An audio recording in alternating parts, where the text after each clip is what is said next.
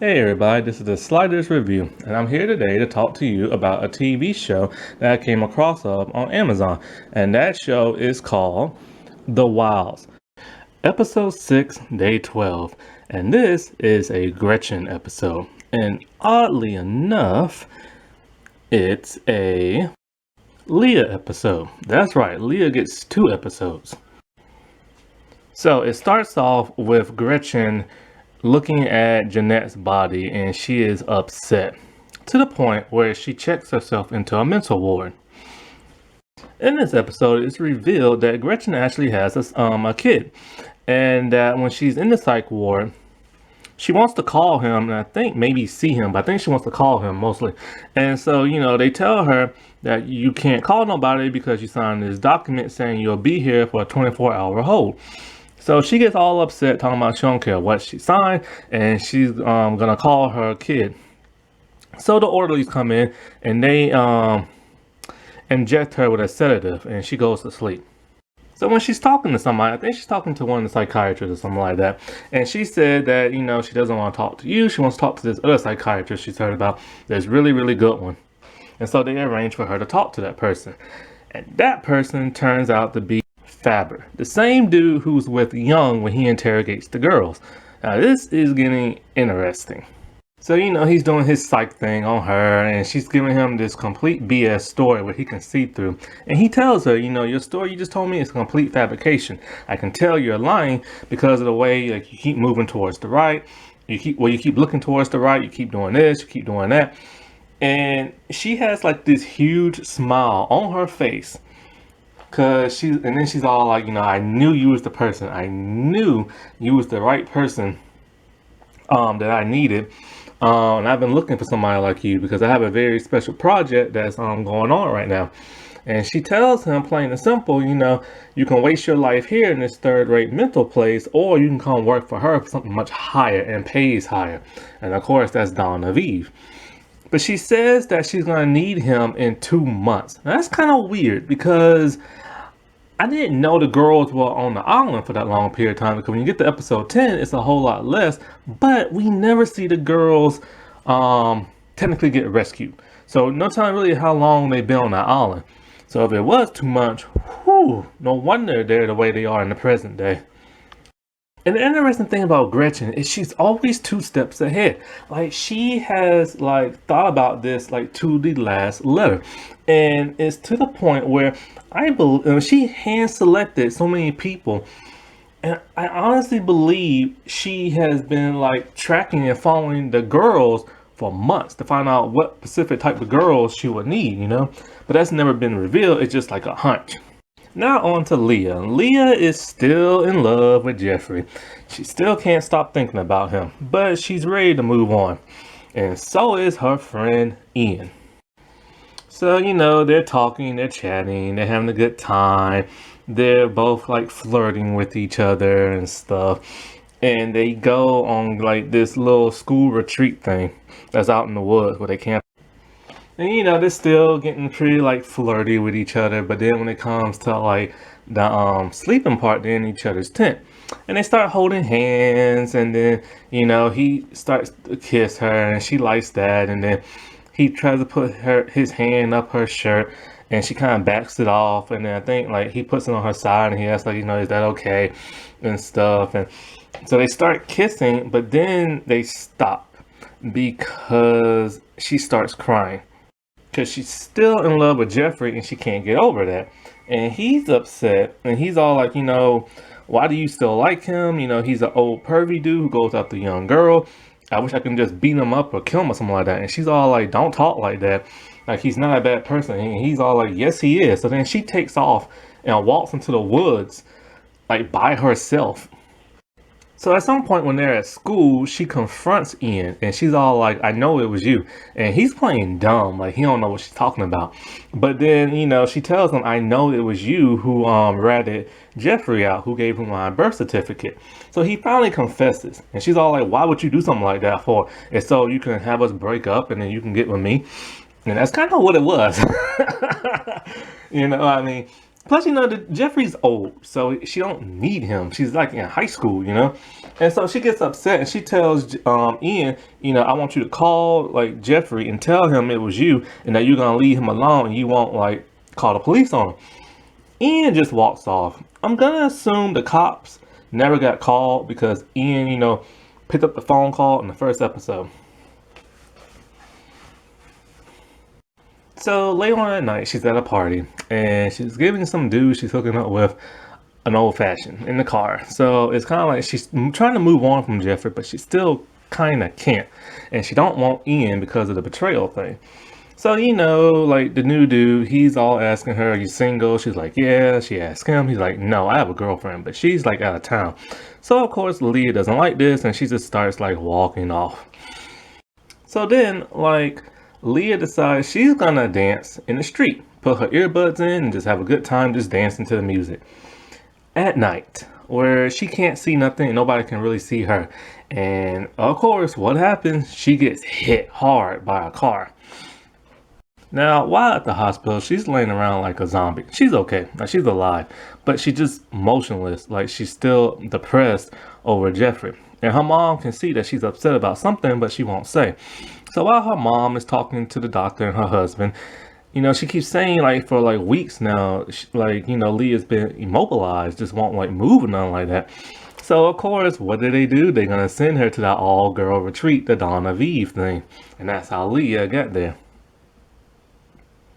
Now, who hit Leah with the car? I don't know. It's never been revealed. My money is on Gretchen, or somebody, Gretchen hired somebody. That's what I believe. Now on to the island stuff. So, the girls are there, and Nora decides she's going to talk to Leah, try to, like, cheer her up, and, and tell her, one of the best things you can do is, like, write down your feelings and expressions and what's going on in your day-to-day life. So she gives her her diary. And Leah loves like all the little pictures that, Nora drawn. And so she decides to take her up on her advice. And she starts writing down everything. Leah writes out there's like a big bloody blister on her big toe. She sees Martha laying in the sand with Marcus. And she's all like, oh, they're a married couple now. But then her attention turns to Shelby when she sees her. And when she sees Shelby, she's slowly starting to lose her mind because she believes Shelby is secretly working with somebody and relaying information and stuff. It's also revealed in the narration when she's writing down her stuff that, all the girls now are taking turns doing chores. Even Fatten's helping in, which is a good thing. So then all of a sudden, Miss Go-Getter, Rachel, is on top of the cliff with a bag behind her back. And she's like, I got goodies. Those goodies are mussels. So the girls cook them up on the rocks and they're scarfing them down. Shelby doesn't have any because she's allergic to shellfish. But she sees Tony scarfing them down in a very provocative, like, sexual kind of way. And this really offends Shelby to the point where she tells Tony to stop. And then when they ask why, she tells them, like, it's like perverted and all this other stuff that you people do. And so Tony gets pissed. She knows the type of you people she's talking about. Gay people. Because, Tony is a lesbian. So she gets all upset talking about, like, you hate me just because of, like, who I am. And Shelby's all like, I don't have no hate in my heart. But, this is just how I believe. This is how I raised. These are my beliefs. And you shouldn't judge me for those. Well, the entire group ices her out. So they tell her, like even Dot tells her, like, those old beliefs are old and you shouldn't believe that because it's 2020 and stuff. So, so she's upset. Everybody's upset at her. She's trying to like break the ice with Martha because, Tony and Martha had like a falling out in the last like week ago. But, Martha don't want nothing to do with it. But then all of a sudden, Martha throws up. And then all of the girls start throwing up except for Shelby. Why? They all got food poisoning from the mussels. Because you know what? I bet you anything nobody cleaned them. Because you have to clean mussels like really good before you start cooking them up. If not, you'll get sick. So Dot's talking to Leah and she's all like, because like everybody is sick. But the most severe cases is Martha and Tony. So Leah and Dot are talking and Dot's all like, if one of us can make it, we need to go get the pilot's bag full of medication that's in the woods that she hung up in the tree. And she hung it in the tree so animals won't get to it because they will smell it and, attack or just start eating them. So Leah goes and she goes to get the bag. While she gets the bag, she sees Shelby, so her paranoia kicks in and she starts following her. In the next scene, like I guess a couple minutes later, like she's still trying to look for Shelby, but she can't find her. So then we don't see the bag in her hand. We see that she actually dropped it like a few feet away. And all the pills are like everywhere. And so she puts them all back in the bag, but she don't put all of them in the bag for some bizarre reason. When she gets back to the campsite, the girls are still sick, still throwing up, and Tony is literally dying, and so is Martha. Like, they got it bad. And so, like, Dot's upset. She's all like, why is there so much dirt in this bag, and where are all the pills at? I can't find what I need. So she's able to find one pill that can save Martha or Tony, but they can't decide on which one to give it to. So Martha's all like, just give it to Tony. She needs it more than me. I can take some Pepto or something like that. So they try to give Tony the pill. Well, Shelby tries to give it to her. And well, Tony does not want nothing to do with Shelby. To the point where Shelby has to straddle Tony and pry open her mouth and shove the pill in there and hold it in there until she swallows. And after that, she walks off. So we see a touching scene with Nora and Rachel is guilty. She feels so terrible because she's the one who found the muscles, and now she knows she's the one who's killing everybody, and she just can't shake that feeling. And we're gonna see, what kind of effect this has on her in a couple of episodes. So, it's nighttime and everybody's feeling better. Tony's totally 100% fine, but Martha is looking worse for wear. She starts walking a little bit away from the camp, and then she stumbles and collapses. The girls rush to her side, and Tony is upset. She's telling Shelby, Martha's the nice one. Everybody loves Martha. Martha's the one with a loving family, and I don't have. Why didn't you just save her life? Because her life doesn't mean nothing to her. And so, I forget what Shelby says, but anyway. Then Leah confesses. She confesses that, she dropped the bag and she didn't get all the pills. Dot is pissed to the point of shoving her, telling her, why didn't you tell anybody this sooner? Because we could have went and got the pills. So Dot tells her, you take me to where you dropped those pills at, and you take me now. So in the present day, we see Faber, the only one talking to Leah. But he's talking to her in her little dormitory room instead of the actual interrogation room. And, as they're talking, he's getting her to spill about the whole Ian thing and, and loving Jeffrey.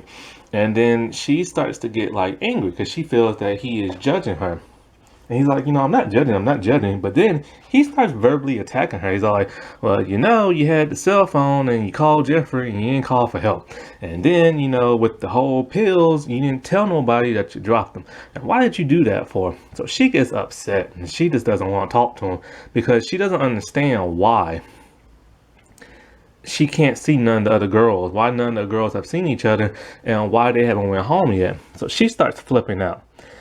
In comes a nurse with a big needle. Leah knows what's up.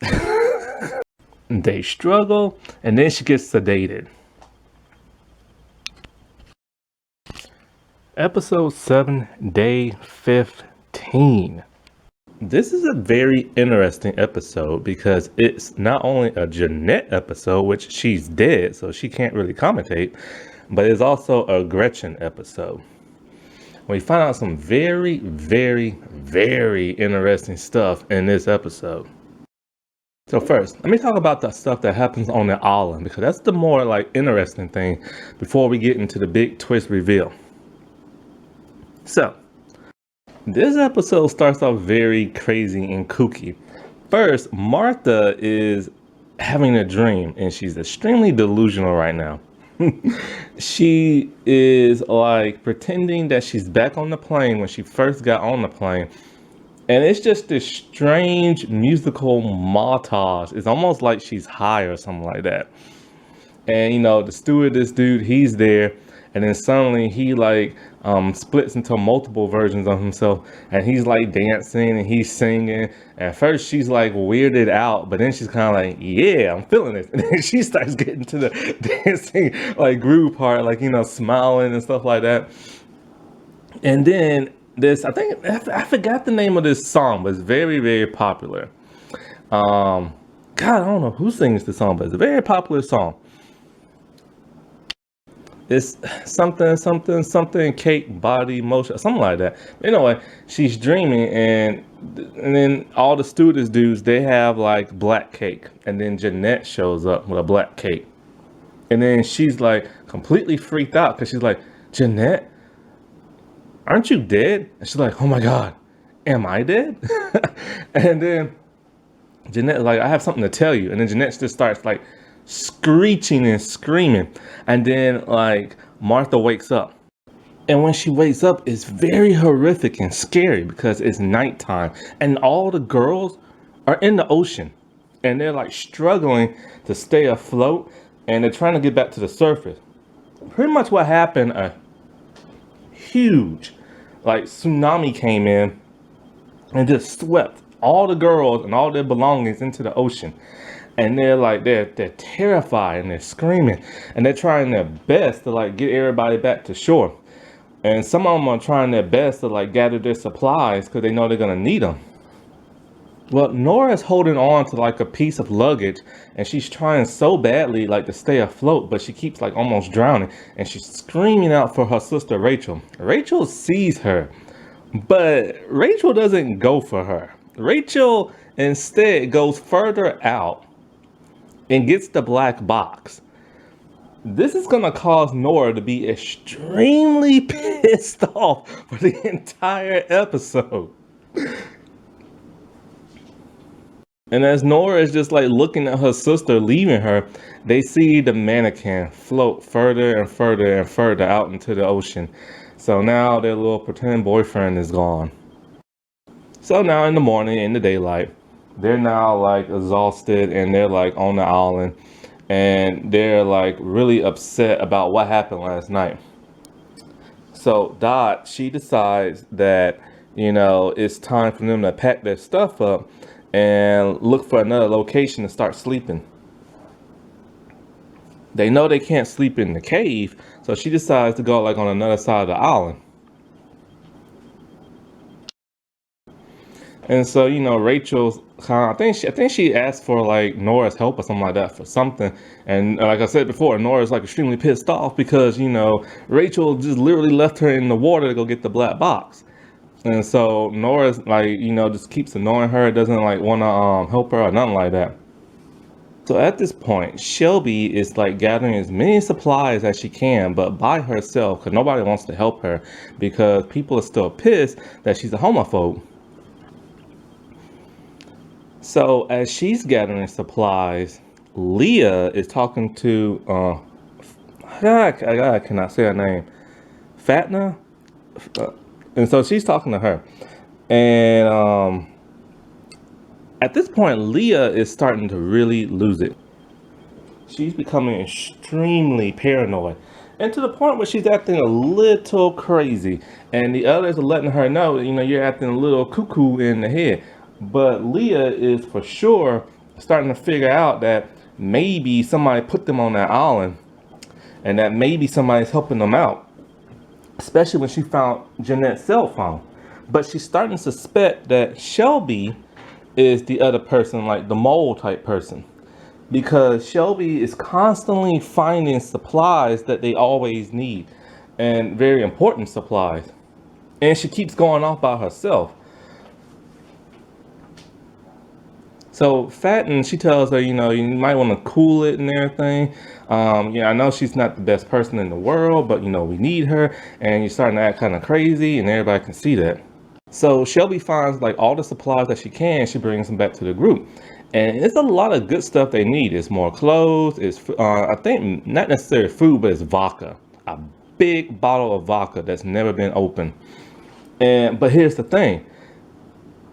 It's Jeanette's luggage bag. And so people are starting to wonder, why did Jeanette have all these supplies? Jeanette had vodka. She had more clothes. She had medication. She had a lighter. And they're starting to wonder, what's going on with Jeanette? Like, why did she have like all this stuff, especially with that satellite cell phone she had? So Leah's kind of just like, screw it, man. I'm just gonna like put you on the spot right here, right now.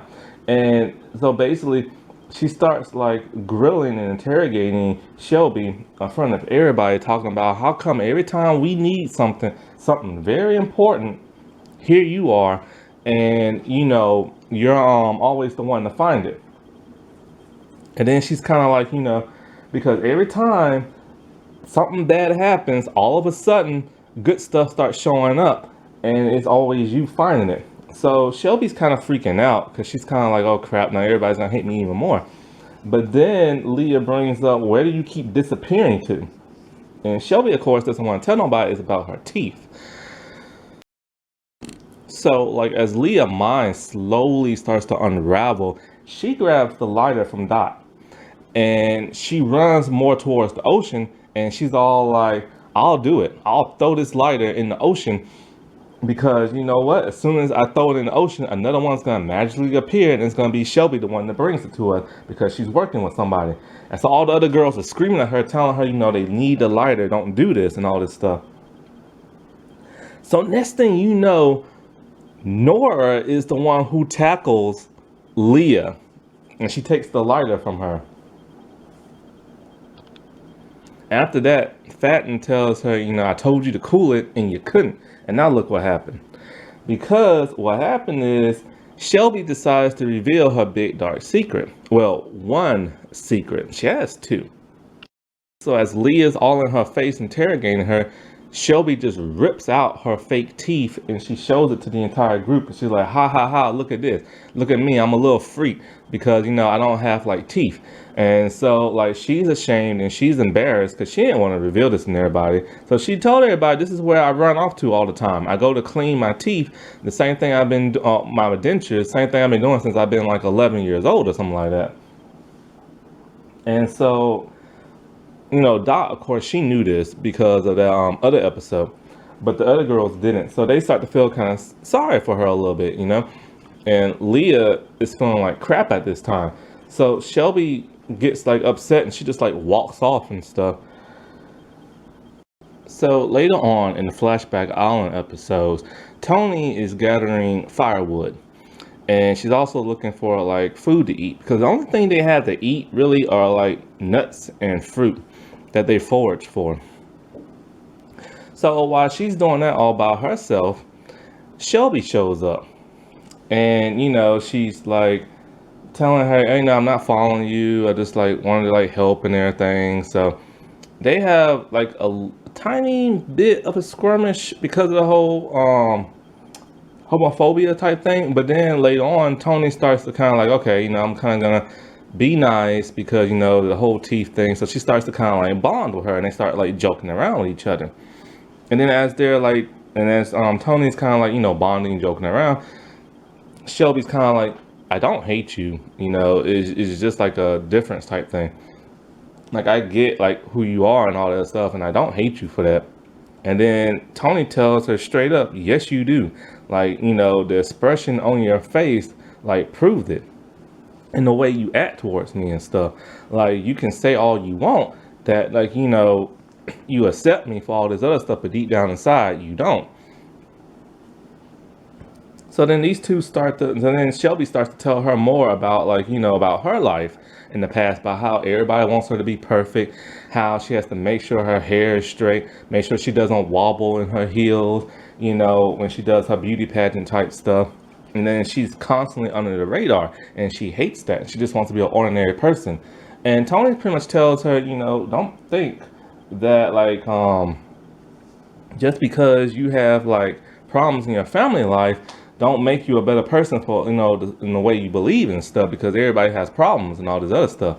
And Shelby keeps trying to tell her, about her struggles and stuff. And then she can see Tony's getting mad. And then all of a sudden, out of nowhere, and I didn't even see this coming, Shelby grabs Tony by the face and plants like the biggest romantic kiss on her for like a very long time. It lasts for a good couple of seconds, probably like 20 at the most. And then Tony's completely shocked. She's just kind of like, what just happened? And then Shelby, after the kiss, she freaks out and takes off running. And then so like Tony drops her supplies and she chases after Shelby because she wants to know like what is this about, because you're a giant homophobe and like you over here kissing a girl. So she's kind of like, what's going on? So she's trying to like hurry up and catch her. Plus she probably also wants to kiss a little bit more because none of the other girls are LGBT. So if Shelby is, then at least she'll have like a little girlfriend on this island because it's been 15 days. So back at the brand new campsite, so like Rachel's doing her go-getterness stuff, and she's all like, all right, we need to do this and we need to do that, and she's telling the group, and the other group's just kind of like, look, we're tired from almost drowning in the middle of on the night and in the morning, we just want to rest and all this other stuff. And Martha just wants to get drunk because it's Martha's birthday.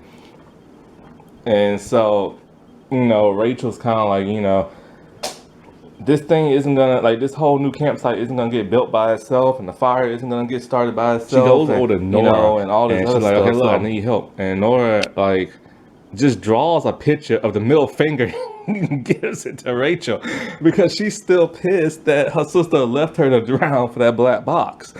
And so they get into like a tiny bit of an argument. And so Nora tells her, why don't you just confess? Like, you need me and everything in your life. And Rachel's all like, no, I don't. And Rachel's all like, you need me for like seal of approval, which we will find out later on in the 10th episode. So Nora is kind of like, Nora just gives it to her. Nora just not having it no more. Nora's all like, look, you need me. You needed me to bail you out of the hospital when you was like bulimic. You need me to hold your hair back when you couldn't like swallow your food because you wanted to throw up so you can be skinny. You needed me to cover for mom and dad. Like, she's talking about like, you need me. So Nora keeps telling her how like Rachel needs her and all this other stuff. And then she tells her that she needs her to keep her secrets. And then Rachel's all like, don't you dare. And then so Nora spills to everybody in the group that Rachel isn't going to get into that college that she said she was going to get into. I think it was Stanford. And like Rachel's just like embarrassed and horrified. And then next thing you know, I think Rachel pushes her first. Well, Rachel ain't having that. So she gets up and they get into a fight. And I mean a fight. But it's a girly little fight. So there's not like no punches and nothing like that really being thrown. So they're like wrestling and scrambling like a bunch of like little lizards and everything. And then next thing you know, like Fatten, she is using her toothbrush as like a ring announcer, like giving the blow-by-blow shots. Leah at this point is like worried. She's like, oh no, should we like break them up? And then like Fatten's like, nah, this is the best entertainment we had so far. And Martha's like all tipsy and she's all like, for sure, man, when me and my sister we fight, it's to the death. And Dot doesn't care. She's just like lounging out on this little sofa chair thing because she's just like had enough and she's just like tired of everybody at this moment. And so the girls, they keep wrestling. And then like Rachel kicks Nora in her lady parts down there. And Nora's just like on the ground, like holding herself. So like it's at this point where Dot's just like had enough. And so she goes to break up the fight. But then she sees that the lighter is on the ground. So she is pissed because she don't want none of the fluid to get out. So she tells Rachel, you had one job. You had like one job. And then so like Nora and Rachel, they're still wrestling and they bump into her. And then she bumps into Fatten. And Fatten like drops her toothbrush. And so Fatten's all pissed because she's like, this thing's still about to work. This is the only thing making me feel like a lady, me being able to brush my teeth. So then she turns it on and it's like works for like a couple of seconds. And then the battery's completely drained. And then she is flipping bad. So like her and Dot get into it, and Dot's all like, if you spent half the time like, trying to help us like build shelters and look for food, then you do brushing your teeth, things will go like a whole lot smoother. And so then she rips the toothbrush out of Fatten's hand. No, oh yeah, out of Fatten's hand. And then like she takes it and she just starts like putting it all in her mouth and around her gums and everything. And then Fatten, out of nowhere, she gives Dot like a jab. And Dot goes down like a light. I'm just like, oh my God, who knew that skinny little girl had that in her? So then, as Rachel and Nora are like struggling still, Nora decides, because Rachel's getting the upper hand on her as they're wrestling. So Nora decides, I'm gonna bite you. So she bites her in the hand, the same hand that's later amputated in the present day. And I'm just like, holy crap, is this how Rachel loses her hand? Because like, you know how it is. Scientists have said that the human mouth is one of the most filthiest mouths in like the whole world. It's more dirty than a dog's mouth, which is kind of funny because dogs put anything in their mouth.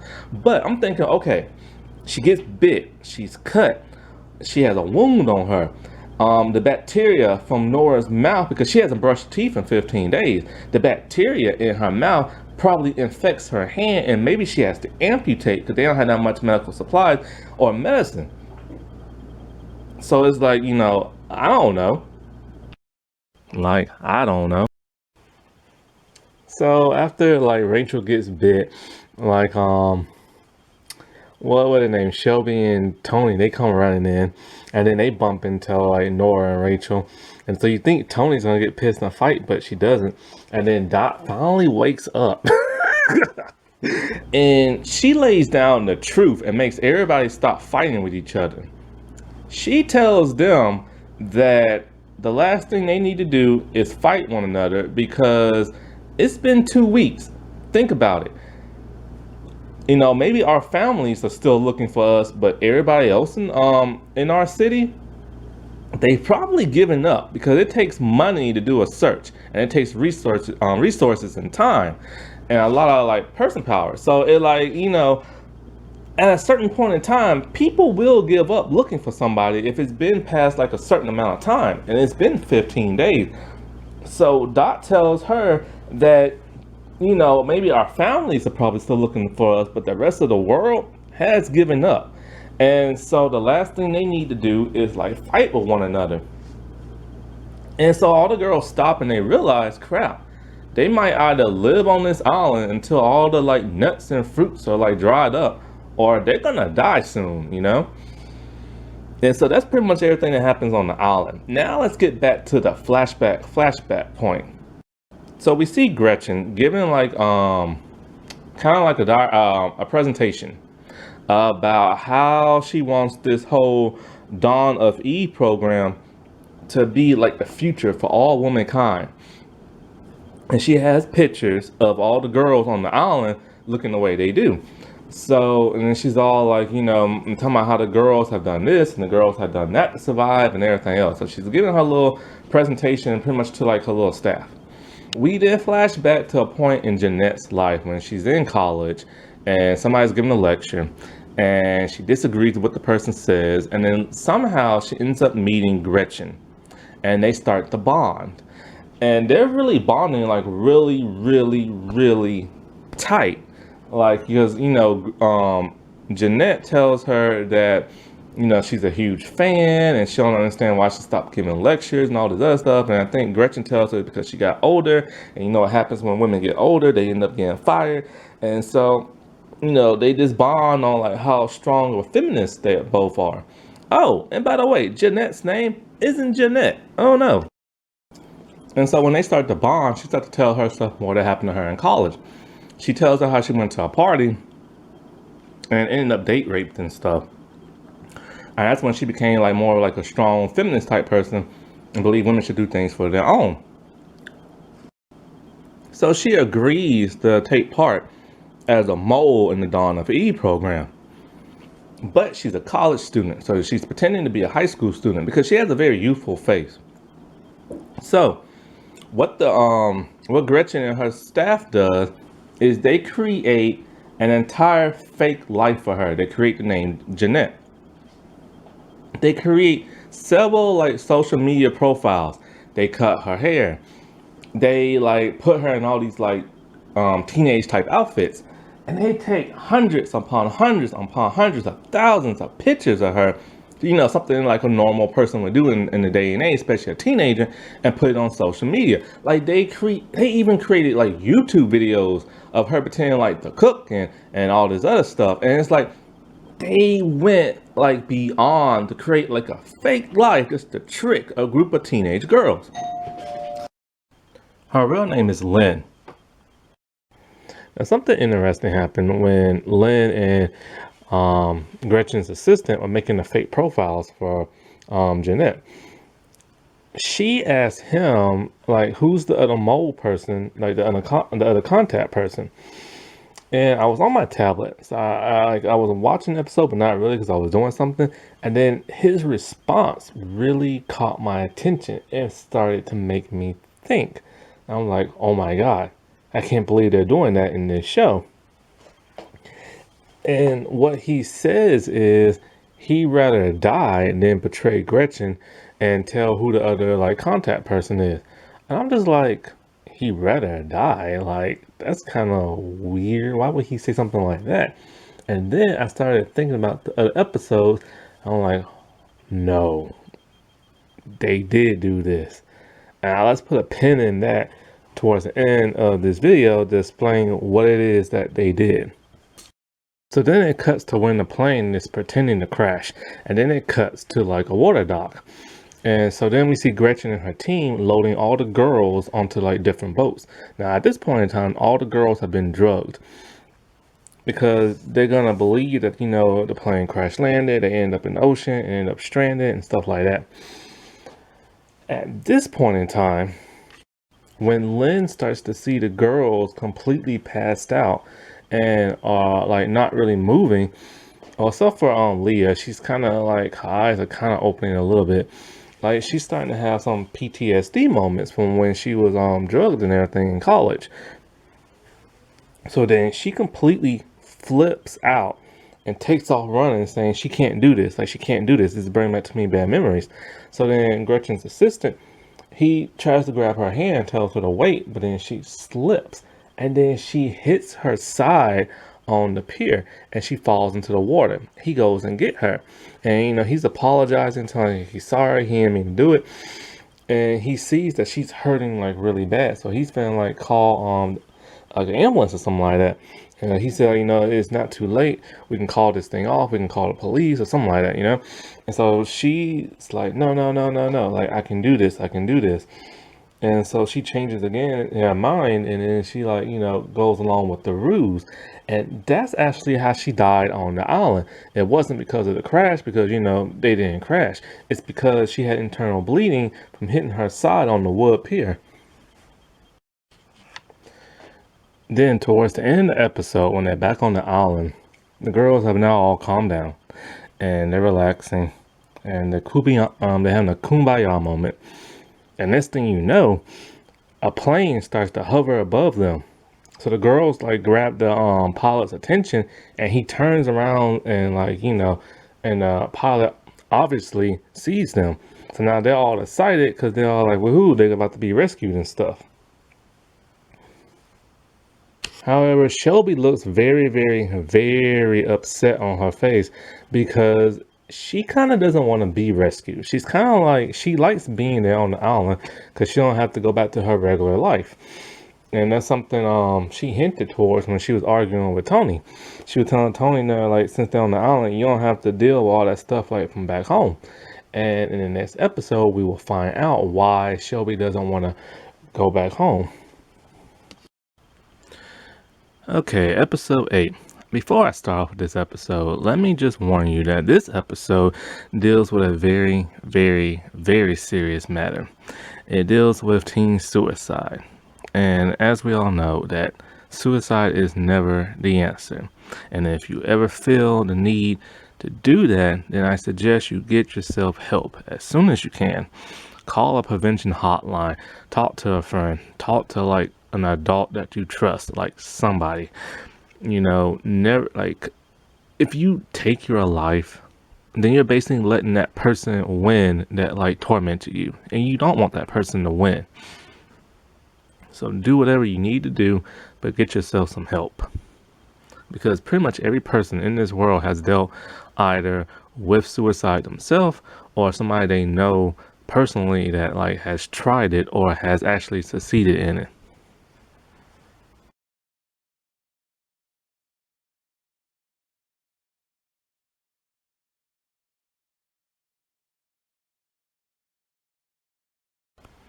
So it's been 16 days now, and the episode starts off kind of interesting. I assume that they had just now been rescued because they're on a talk show and they're telling like everybody what it was like on the island and everything. The girls have all cleaned themselves up and they're looking like supermodels now.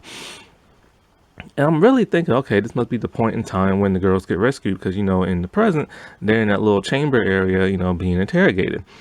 But I'm just like, wait a minute. So when exactly were they interrogated? So when exactly does all this happen? And, did Gretchen ever go to jail? Then Fatten says that, the moment she got off the island, the only thing she wanted to do was screw the dude with the biggest what. And then it cuts back to the island. And we find out that this is just a fantasy that all the girls are having.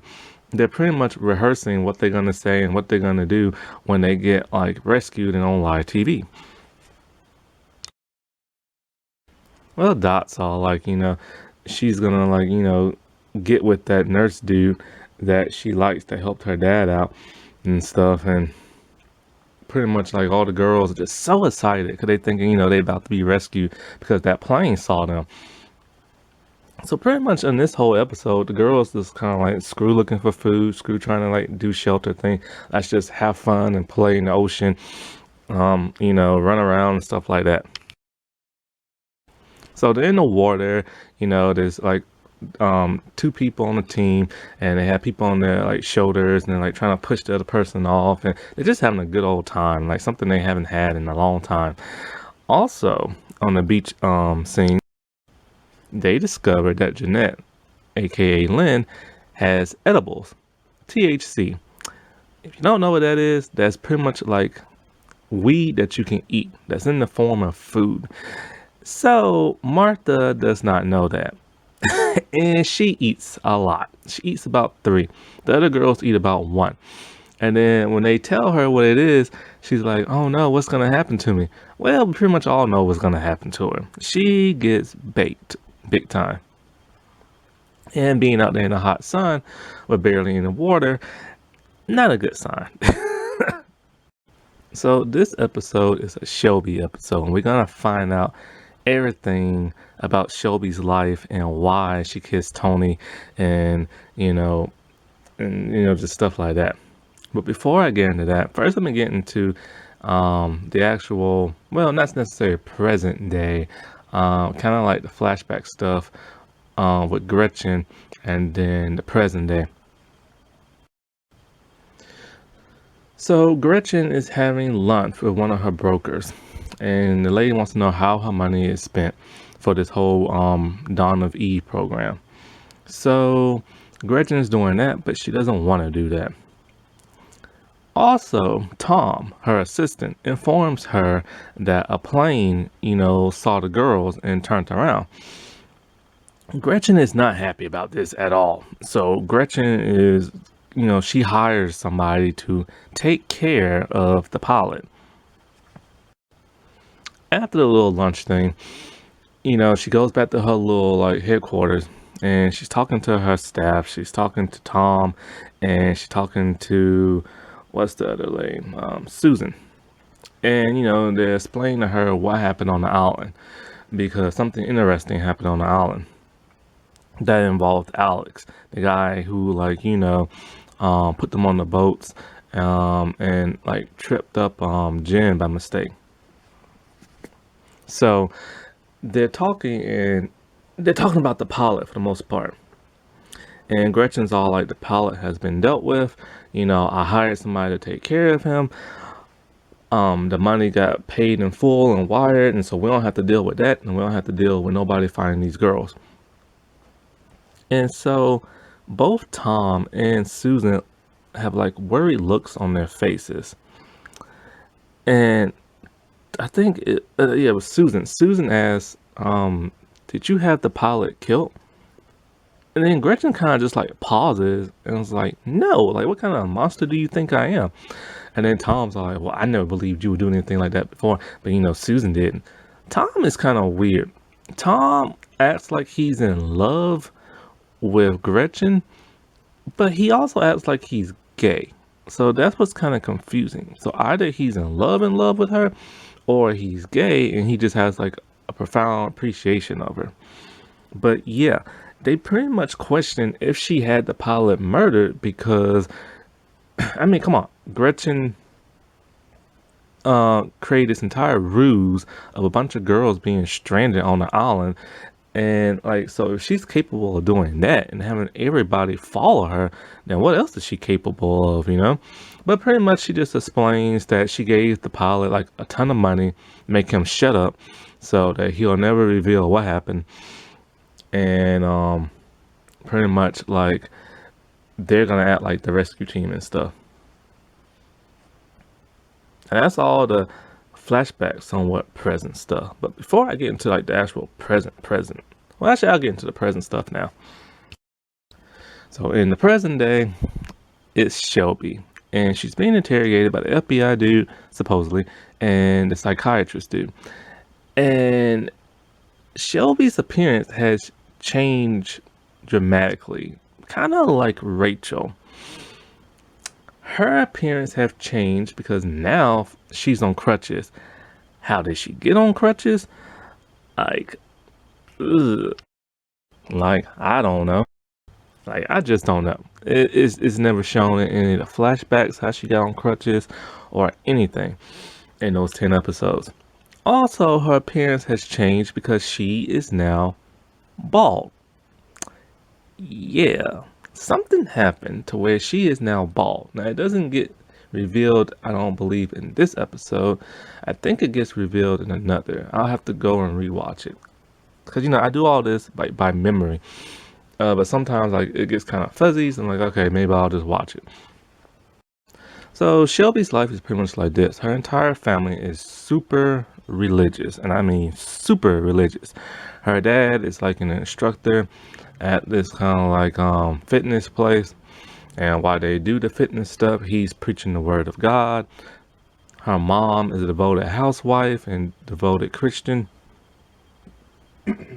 and they always make Shelby go to all these like beauty pageants and everything like that. They make sure her weight is a certain size, her hair is always looking nice, and that like that kind of stuff. It's also explained in this episode about her teeth. Pretty much like it's hereditary. Something going on with her baby teeth that where I think like they fell out and then like something like no like adult teeth came in or something like that. And she has to wear dentures. And she hates wearing them. She hates it. She hates it. She hates it. She just wants to feel like a normal girl with normal teeth. So she wants to have surgery that you have like, fake teeth like drilled into like your gums and stuff. Or screwed in, I should say.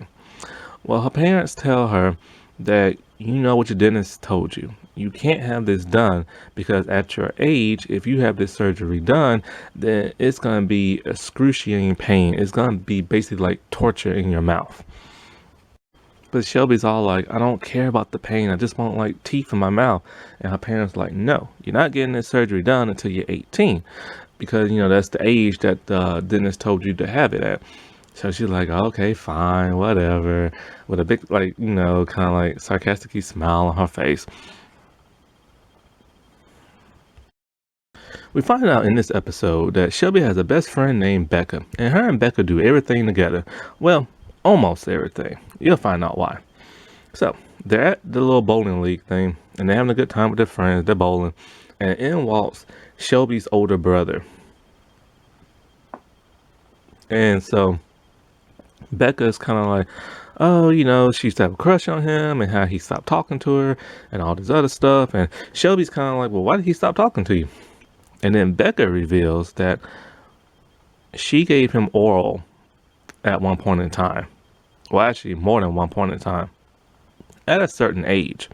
And Shelby's all like, Becca, you was only 13 years old and he was 19 in college.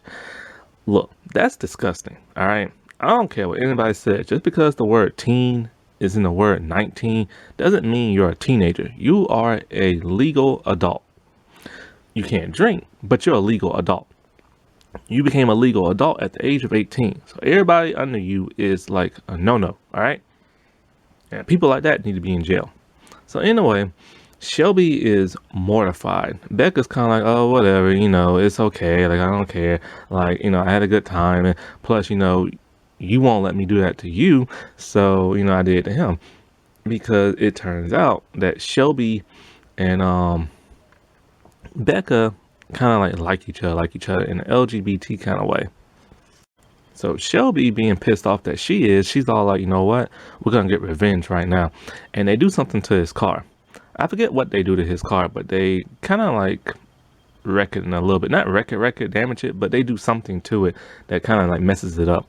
But when they're doing that, they're doing it in kind of like a giddy, hee kind of way, So it's not that bad of a damage. But it's damage nonetheless.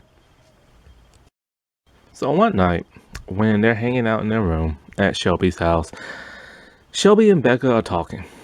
And they're talking. I guess more about what, she did to Shelby's brother. And about like kind of like feelings and this and that and being different. And then those two kind of like lean in and their heads are kind of like very near each other and they're about to kiss when Shelby dad walks in. So they freak out and they look at him and and he's kind of just like nonchalant about it. He knows what's about to happen, but he doesn't really make a scene about it. And then he's like, oh, Becca, like it's time to go home and blah, blah, blah, stuff like that. And so that's pretty much it. So Shelby's kind of worried that her dad might have saw something, but she's not really sure because it happened in such a split of a second kind of thing. Well, the next day, he confronts her about it. And he tells her, now, what you did was wrong and God doesn't like that. And she's all like, Dad, I don't know what you thought you saw, but, you didn't see what you saw. Like, I'm not like that and stuff. And he's pretty much just telling her, what is it? I forget exactly what he said. He pretty much tells her that, people think of him as like this super religious, like country bumpkin type person, but he's a man of God and he believes in Adam and Eve and not Adam and Adam or Eve and Eve. And so he pretty much just telling her like, what so many people in the LGBT community don't want to hear is that like what you're doing is wrong, what you're doing is sinful. God doesn't like that. You're like a monstery type person, just total like BS, you know what I'm saying? And she's like so adamant, like, Dad, like I'm not like that. Like I hate people like that and stuff. And he's all like, yeah, well, Becca tells a different story. And he tells her that Becca said that Shelby tried to kiss her, when in fact it was Becca trying to like kiss her. And so Shelby's just kind of like, oh my God, like I can't believe like she would say that or like just expose them and stuff. So Shelby, of course, is furious at Becca and she confronts Becca about this the next day. And she's all like, why would you do this? And why would you like rat me out and stuff like that to my father? And she's all like, I'm sorry, but I panicked because, because her parents talked to Becca's parents about what happened in the room, and Becca like got really scared and she just said, oh, but it was Shelby who was trying to initiate it and stuff. And so, but she's all like, she's sorry and all that stuff, but Shelby isn't having it. Shelby is pissed, and Shelby does like a 180 devilish type turn, and she berates Becca. She like trashes Becca. She tells Becca like, she's a disgusting little freak and that she hates her and that Becca's like gay and gay people are sick and disgusting and she doesn't want to be like them. And Becca's just like upset and horrified by this because she doesn't understand where this is coming from because she knows exactly what Shelby is like. because they have talked about it before. And so at this point in time, Becca is feeling like the lowest she could ever feel. Like, not only does her parents suspect that what she might be, but, well, suspect that what she is, but, now the person that she has like a huge crush on doesn't like her back and hates her. She's feeling completely isolated and like alone. And, so the night of Shelby's beauty pageant thing, she's getting her hair ready, she's getting her makeup ready, she's getting ready to perform because she has like she's gonna sing. And one of the other beauty pageant girls asked her about her friend Becca. And Shelby's kind of like, well, what are you talking about? And she's all like, well, y'all are best friends. I thought you would have known by now. And it turns out that Becca killed herself. She couldn't take the rejection or the hate towards Shelby and her parents gave her. And so, like, she ended her life. And Shelby is just like still. She can't move. She barely like blinks her eyes. Like, she's just like in complete and utter shock because she knows that it's her fault. The reason why Becca killed herself. And so then they call her name for her song. And she has to go out there and she walks out very slow and she just has like no expression on her face. And she sings her heart out. Like, she doesn't want to, but she does. And it's like that's her whole secret and pain she's been living with since she's been on that island is like, she is this type of person, but she rejects it because of her parents. And her dad wants to torture her. And as a result, her best friend, who just wanted to be like, close to her, killed herself because she couldn't. And there are like so many people who want to be something, but they can't because, they fear what like society or like their family will think of them. And that's kind of like really terrible, Is like people should just be who they want to be and express who they want to be without any kind of judgment. But sadly, in a society that we live in, people are constantly judged. Like, they're judged for like the tiniest minute thing in life. And it's just not like men who judge women. Women are very judgmental too. And they will judge you on like the slightest thing. And it's just like people need to like stop. It's like, okay, if you actually do something that's really terrible, like really, really terrible, like crime worthy, okay, fine, judgment's okay then. But other times it's just like people need to like relax and chill. So next thing you know, her dad's kind of like, I forget when this happens exactly. This might have happened at this point or later on in the episode. But he tells her, you know what? After you come back from your little feminist retreat, I think it is time for you to have like your teeth in your mouth. And Shelby's just kind of like looking at him and she's like, I thought the dentist said I couldn't have it until 18 because it'd be like very painful and traumatic in my mouth. And he's like, well, you know what? You're a big girl. You can handle it. And I'm just like, oh my God. Like, I can't believe her dad would do that to her. Like, her dad is literally gonna torture her all because like she likes girls and stuff. And because he knows it's gonna be painful. Now on the beach stuff, while Martha is like searching in the woods for like berries and nuts because she's vegan, she sees Alex and she's completely like, like freaked out because she sees like another person on this island other than just the girls. So she runs back to the campsite to inform the girls. Well, Gretchen's staff informs her that Alex has been caught on camera. Well, not caught on camera. Well, they see him on camera getting caught. So Gretchen is furious and mad. And so, like, she hires somebody, like I said before, like, to do something with the pilot. And in case, like, worse goes to worse, they're going to be pretend to be, like, the extraction team to get the girls off the island. So Martha, still being extremely stoned, runs back to the campsite. And she's like, I saw a man. It was Marcus. He turned into a real boy and everything. And the girls are kind of like, oh, you've had too many edibles. And she's like, no, it was a real man. And I saw him, and I'll show you. So then like they go to like where Martha saw Alex. And out of nowhere, there is Marcus the mannequin. And the other girls are laughing. They're like, ha ha ha, you know, how they missed him and everything. And she's all like, no, I'm telling you all the truth. Like, there was a real man and he was in a tree and everything. But they don't believe her. And so it's like, because we all remember what happened to Marcus. Marcus got swept away by the tide and went far into the ocean. So they had to have like gone and get him while the girls had like, well, the girls moved their campsite. So they had to go get him and they put him back in case like, I don't know why they brought him back. I don't know.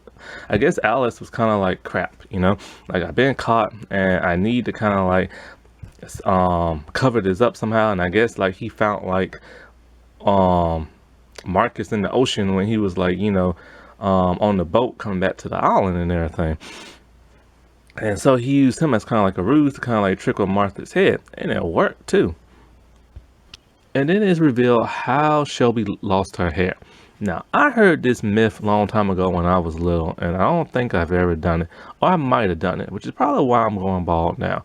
Or then again, I could just be going bald because, you know, I'm older, I'm a man, and people in my family are pretty much bald on both sides. But I heard a rumor, well, not a rumor, but yeah, I was told when I was younger that if you cut your hair with normal scissors, not hair cutting scissors, but normal scissors, your hair will eventually fall out. So Shelby needs her hair brushed, and Fatten gives her brush, telling her, you know, when you get rescued, you want to look your best, and, you know, when people see you and stuff like that. So Shelby is brushing her hair, but her hair is very tangled, and the brush gets stuck in there. So she's desperately trying to like pull it out. And as she's trying to pull it out, she's like getting angry and more angry, and her mental state is like breaking down. And Fatten tries to help her, but she doesn't want no help. And everybody can see that Shelby is freaking out. So then she just rips the brush out of her head, and she looks in Fatten's bag, and she just grabs like scissors. And she's all like, you know, my hair's ruined now. My hair's ruined, and I don't want it no more. I just want it all off, and I hate it. Like, and she's just like, you know, like completely freaking out. And she just starts cutting her hair with the scissors, and everybody's just looking in shock and awe because they don't understand what's going on with her, because she has not revealed what happened about Becca. She hasn't told nobody, and she doesn't want to tell nobody because she doesn't want to be judged. And that's pretty much the end of that episode. And it's just very, very, very emotional. Oh yeah. Early in this episode, Tony and Shelby are talking about the kiss they had. And Shelby's all like, you know, she doesn't want nobody to know. Don't tell nobody, and especially don't tell Martha. So, you know, Tony's pissed off. She's upset because she's all like, you know, she's out and proud and she should be too. And so they get into like a bit of a riff, you know. Now towards the end of this episode, in the present day, when Shelby's being interrogated, something happens where she gets really, really, really upset with Faber and Young. She's going kind of like nutty, psychotic kind of. And she says something about she won't calm down until she sees like Leah. She just wants to see Leah. So they're like, all right, fine, you get to see Leah. So when she goes to see Leah, she gives her a huge hug, and then behind her back, she has a sheet of paper. Where she got the paper, where she got the pencil, who knows, you know? But she gives it to Leah. And in the note, it says she was right. And we will find out more about that in the next episode. The next episode is very emotional too. It's a Martha episode, but it's a unique Martha episode. It deals with something very tragic as well. Also, it reveals that, you know, Martha is vegan. It was revealed actually in a couple episodes that she doesn't eat meat, but it was just like a throwaway line. But yeah. Episode 9, day 22. And it's a Martha episode. And it's a very, very sad episode.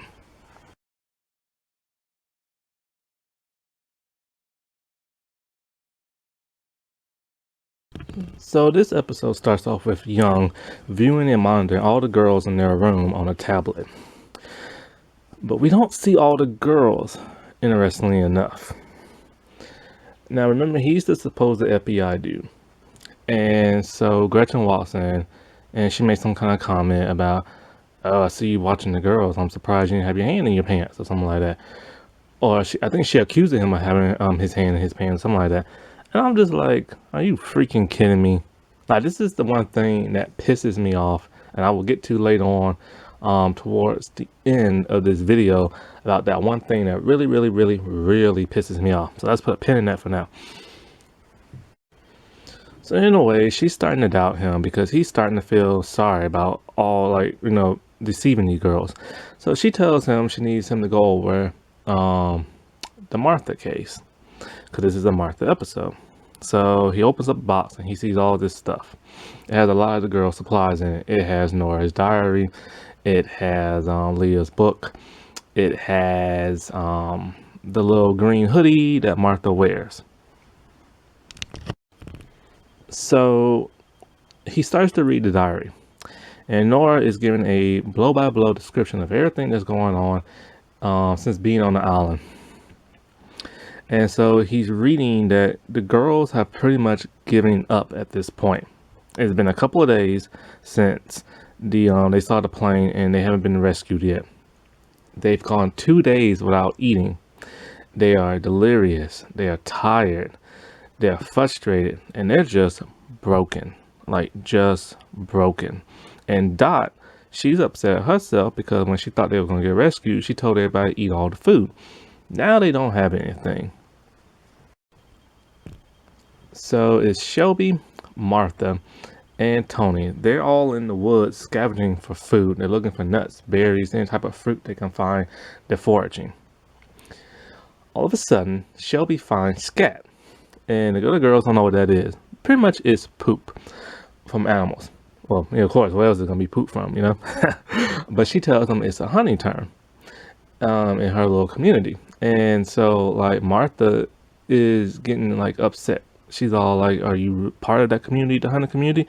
And she's like, well, yeah. Martha values life. She doesn't believe in killing anything. And a couple of episodes ago, she finds a turtle that's on his back, and she puts it on his feet so he can like walk away and doesn't die in the sun. So Martha's like just giving it to her, telling her, this is wrong to like eat animals and all this other stuff. And Shelby's all like, look, we need to eat. This is going to help us survive. And Tony's kind of like, she's starting to get upset because Martha is her best friend and Shelby is her, her wannabe gonna be girlfriend soon. So she's trying to see both ways, and she's trying to calm Martha down, and Martha's like, I can't believe you're taking her side. And then Martha just like storms off. Near the beach area, we see Nora trying to like catch a fish, and she almost catches it, but it gets away. So she asks for help from Rachel. Rachel has a very bizarre look on her face. Rachel doesn't want to get nowhere near water, period. For some reason now she has a phobia of getting in the water or just water touching her. So Nora sees this and splashes water on her feet, and Rachel just freaks out. So she's all like, okay, let's just go for a walk. So while all by herself, Martha sees the goat. A goat I believe she's seen before in the earlier episodes. And she tells the goat, I'm not going to hurt you. I'm here to protect you. But the others, they want to eat you. So you need to leave. So she makes the goat like run off. A few scenes later, Martha and what's his name? Shelby and Tony. They're still foraging. And then they all come across the goat. And the moment Martha sees the goat, she makes the goat like run away. Shelby's all like, I think I can catch it. So then her and Tony get into a huge fight. Tony's all like, dude, what's your problem? Like, I know you don't like eating meat, but this is going to help us live, at least for a good couple of days and stuff. And Martha telling her, we don't need that. We can keep foraging. We need nuts and berries. And so Tony's just all like, look, I know you don't like eating meat. I know you don't like killing stuff. But you can't keep living in this fantasy world thinking we're not going to die and all this other stuff. And so she runs off to go find Shelby. Now, let's keep a pin in that. that whole living in a fantasy world or fairy tale world, because this has to do with Martha's past and backstory, and it's very sad and tragic.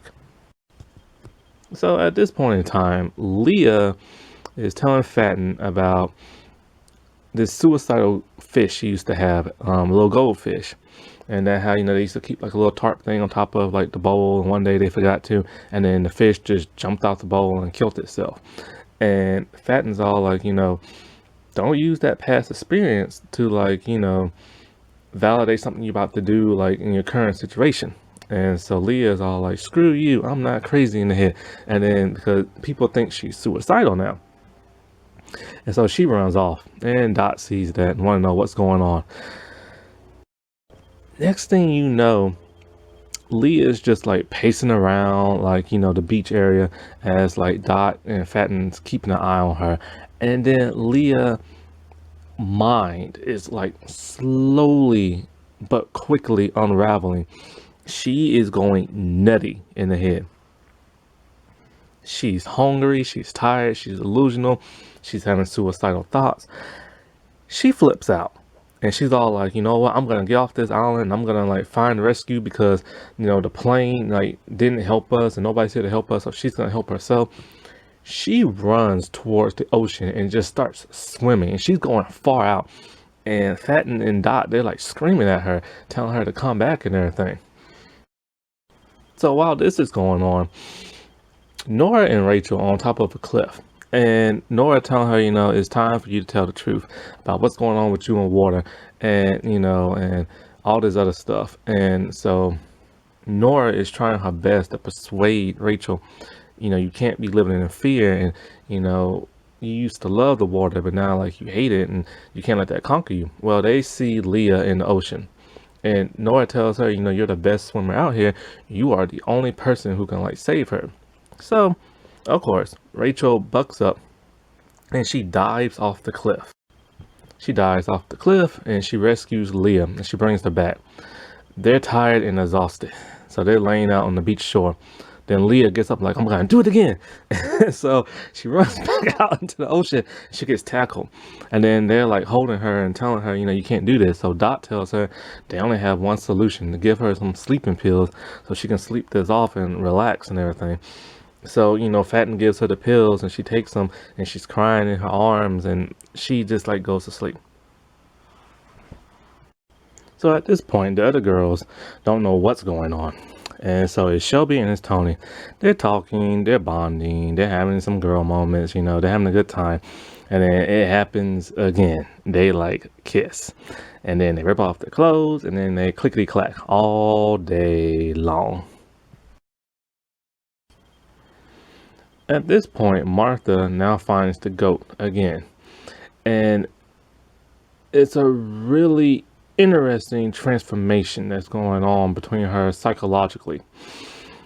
She starts to like envision herself as kind of like this Native American, no, not Native American because they're from Canada, so an indigenous person who's like going on a hunt, and she's about to like kind of reclaim like her womanhood.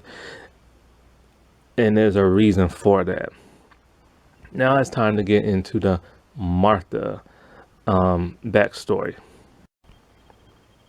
Now, Martha is a really good, sweet girl. She's innocent. Everybody just loves her. Even Tony loves her. Tony's like, has a huge anger problem, but like her and Martha can just like click really well.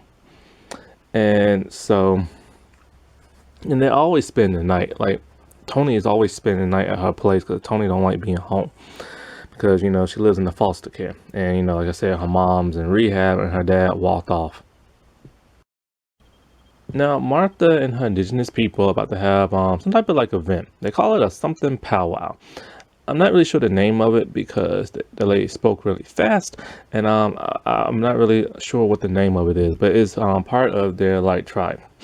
And so it's like this huge event where they dress in these lovely clothes and they do all these dances. I wish they would have showed more of that because I've never actually really seen that in too much. Like when I was in college, they had this event at school where all these people in different cultures came around and they had Native American people like dancing. I remember I recorded it. I think I uploaded it to my other YouTube channel, but it was really cool. So, Martha, she's getting a bit older, and like the person who's in charge of the dancing thing, they tell her, like, um, our little girl's growing up, and she now gets to dance solo and compete in the contest instead of dancing with all the little kids and teens. So, as Martha and Tony are talking, Martha's mother comes over and tells her she needs to have a really serious talk. That serious talk is this guy who he works he's kind of like a physical therapist type dude who works with her people and that event and stuff like that.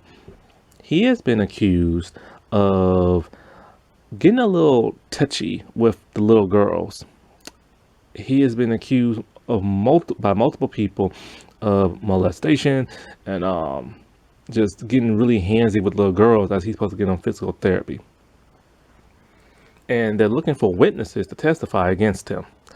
And Martha, her mother wants her to be one of those people to testify because Martha has been abused by this man when she was younger. But Martha has kind of just like blackened it out of her head. He makes these people feel like they're so like safe and secure, and Martha doesn't want to testify because she thinks he's a general nice dude. Like he has brainwashed her into thinking like what he did was kind of like okay, and it's not okay. It's never okay. People like that should be in jail for the rest of their stinking little life.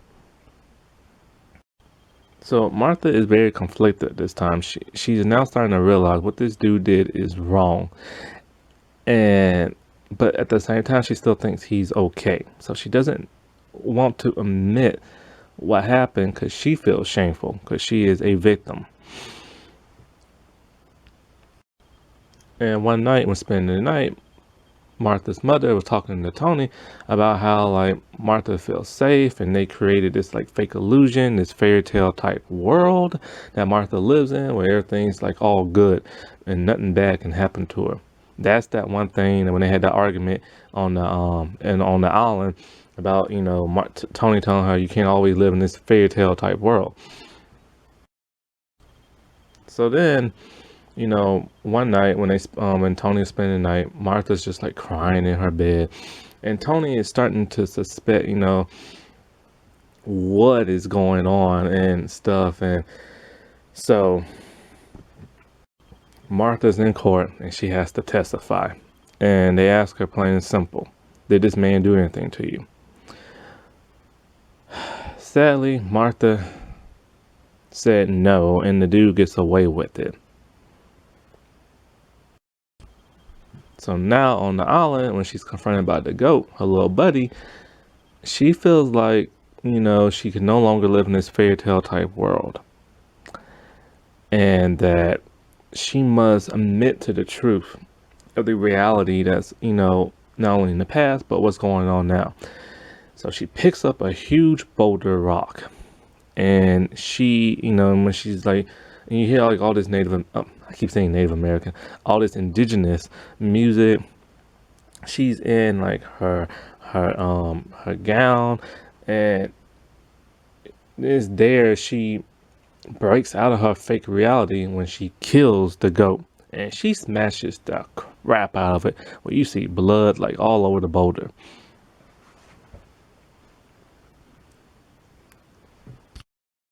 Well, back in the present day, Young is talking to Gretchen and he's all like, I think we have a way of not getting in trouble. See, because Alex got caught and because okay, remember how I said like all the girls, like they being interrogated and they talk about what happened on the island? There are there's 3 girls that have not done that. One is being Lynn because she's dead. And the other one is Martha. Martha is nowhere to be found in the present day. We don't know what happened to Martha, but it couldn't have been good. And there's another girl who has not been seen in the present day either. Put a pin in that. Now, he says that he believes he can, because since something happened to Martha, I don't know what happened to Martha, but something happened to Martha. And so, like, in order not to get caught for kidnapping these girls and putting them on the island, they now need a way to get out of this, a way to bribe the parents. And they feel like they can bribe Martha's parents with a whole lot of money, because of how Martha's parents kept what that dude did a secret, and how Martha never testified against him and lied. So they're gonna like blackmail them into that.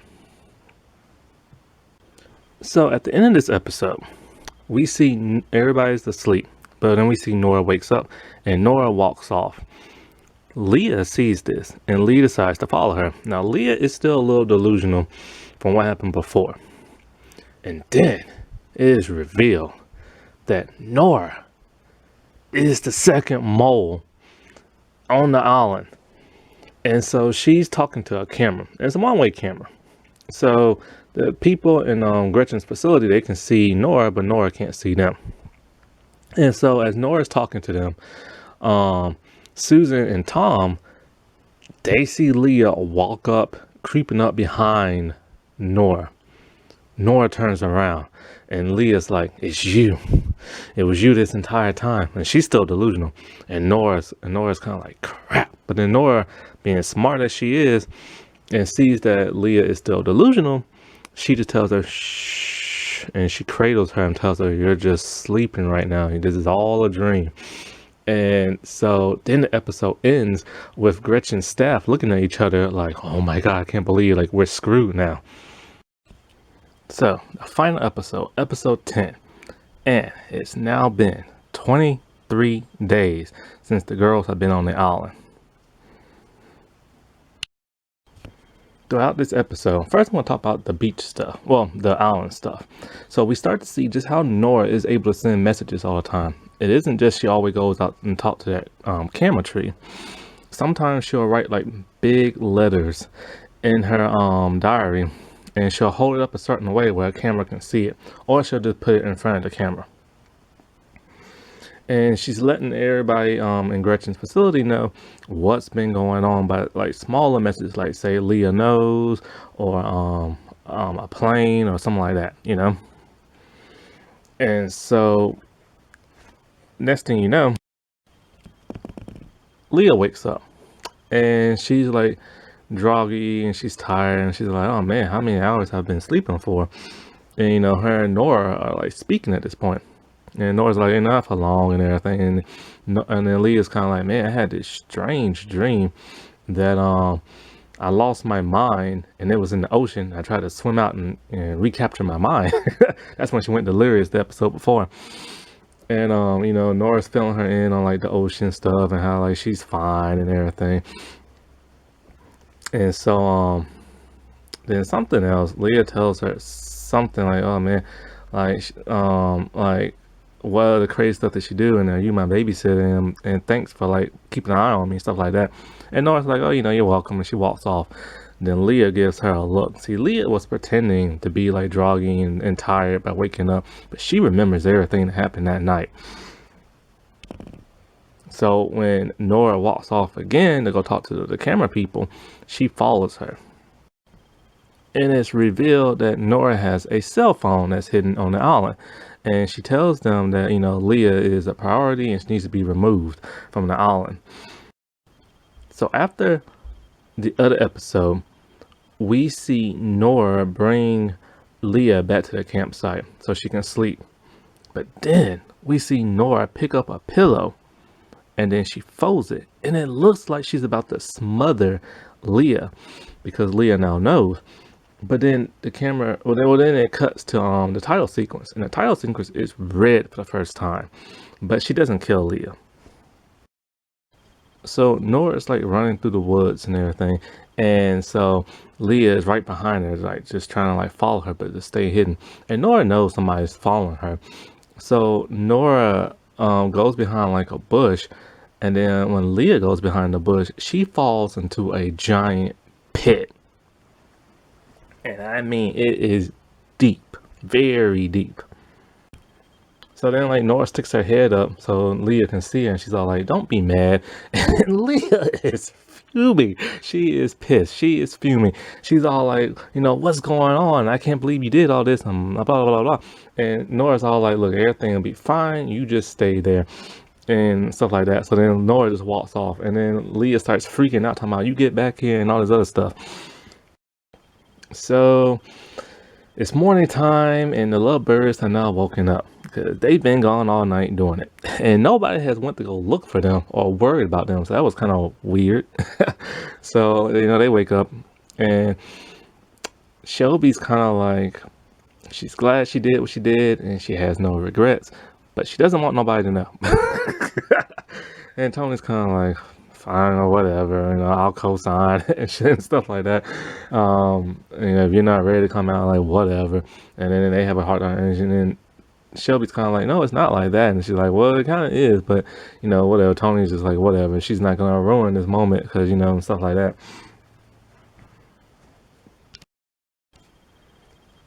So after all the girls are woken up and everything, Dot and Fatten are trying to like kill this little bird with a slingshot, and so is like Rachel. But then in comes Martha, all bloody. So they're like freaking out, like, oh my God, what happened to you? And she's all like, I killed the goat. Let's go eat. So, but she needs help carrying it because it's way too big. So the girls, they go and they help her, carry the goat and stuff. So they cook it up and they eat it. And Martha eats it too, because she finally realized, she has to eat something. At this time, everybody's at the beach just kumbayaing. And so, they're bonding, they're telling they're kind of vaguely telling their past experiences from the past episodes, from their backstory and, and stuff like that. And then Shelby and Fatten, because Tony, she's off by herself sitting down because she wants to be out and proud with Shelby, but Shelby don't want that. And then so she's upset about that. So it's kind of like Fatten tells her, just tell her how you feel and go to her.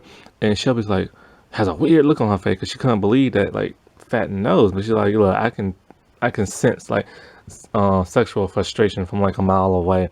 So just go to her, it's fine and everything. So Shelby goes over there and she starts talking to Tony. So at this point in time, Leah is desperately trying to like crawl out of that pit, and she keeps falling down. But she finally gets free. So Rachel decides, she's gonna have a swim. She's not afraid of the water no more, and so she's swimming and having a good time. In comes Leah, pissed off. And Nora is kind of like freaking out looking at her. But before Leah can even say one thing, something happens to Rachel. It's the big reveal of her hand going missing. The girls see a shark in the water coming towards Rachel. And next thing you know, Rachel goes down underneath the water. That is how she loses her hand. It got bit by a shark. I don't know if it gets bit completely off or they have to amputate the rest off because it's never shown. But it's shown that she goes under, and that's how she lost her hand. So all the girls are freaking out. They're like, oh my God, I can't believe what's going on. And then we get to the present day stuff. There are no more flashbacks now. Now, before I get into the present day interrogation stuff, let's go into the backstory of Nora and why she betrayed everybody. So we see Nora, and she's taking classes. It doesn't appear that she's in a high school. It appears that she's taking AP classes in college, which a lot of people do in high school. So she's there, and she's in class, and she's being smart like always. And then she meets a dude named Quinn, and these two instantly kick it off, and they are like the cutest couple in the entire series. Why? Because they're both geeky, nerdy dorks, and they're just having like it's just the most adorable thing you ever seen between these two. They're saying weird smart stuff. They're like holding hands running. They're just having like a great time. So then it's kind of like, so why did Nora betray them? If she's all like this, like, uber goobery, like nerdy person and stuff.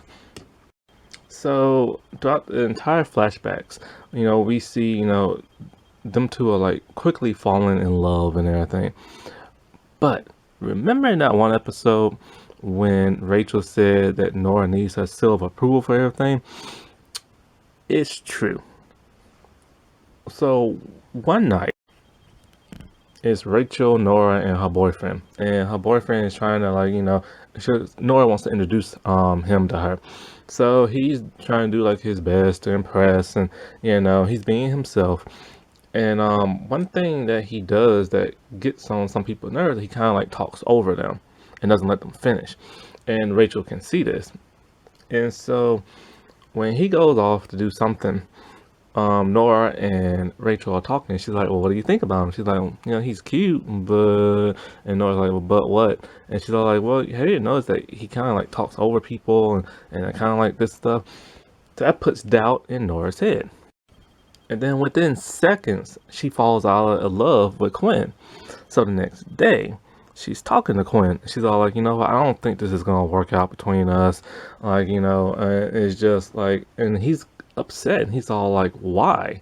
And so she's like, you talk over people and all the and stuff like that. And he's all like, "Your sister, isn't it?" He's like, "Your sister got to you because she don't like me." And she's all like, "Well, I value my sister's opinion." And he's all like, "Well, you should have your own opinion." So she gets mad, and then so they just break up, right? Then it's revealed in another flashback that Quinn is now dead. He was like trying to initiate himself into like this fraternity. So I guess maybe he's a college student. Maybe like he's 18 in his first year in college, probably. And so he gets hazed, and the hazing goes so bad that it takes his life. Nora is now devastated by this because she really, really loved this dude, and she broke up with him for the dumbest reasons. And he died knowing that she doesn't like him.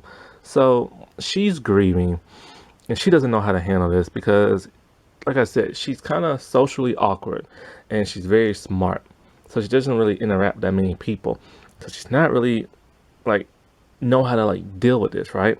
So she decides she's gonna go to the prison that one of the hazers is at, because the one that hazed him is named Devin. And it's revealed that Devin is Gretchen's son. Yeah. And so Nora is trying to get permission to see Devin to talk to him because she wants to show him a picture and like all this like lovey-dovey stuff that Quinn did for her. Because she wants to show him, "Look what you have done. You have taken a life, and you should feel sorry for this, and you should see how much I'm hurting from this." Because she thinks that she goes to him, and this, because she's very naive, so she thinks that she goes to him and tells him this stuff, he will have regret and and just feel totally bad about himself. But she is unable to see him. So then she meets Gretchen for the first time in the waiting room. So they have lunch and they're talking, and Gretchen reveals that Devin is her son and that she raised him right, and she raised him to be a good boy, but some way he went down a bad path and did this, and she feels so sorry and guilty that he has taken Quinn's life by this hazing mistake.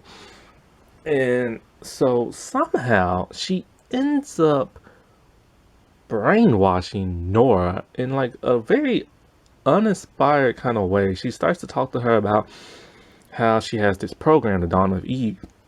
Excuse me. And she has this program named Dawn of Eve, and how like it's to show that women will take no crap from men, and that this will no longer be a man's world, and women can do for themselves, and all this other stuff. And she thought like, there are lots of women out there who feel shamed and all this other stuff. They need to pick themselves up.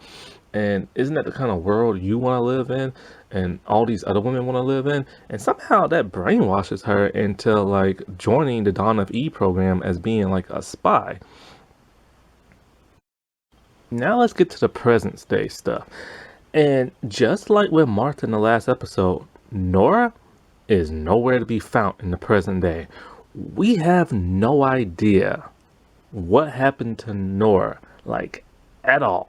And I mean at all. It is never, ever, ever reveal.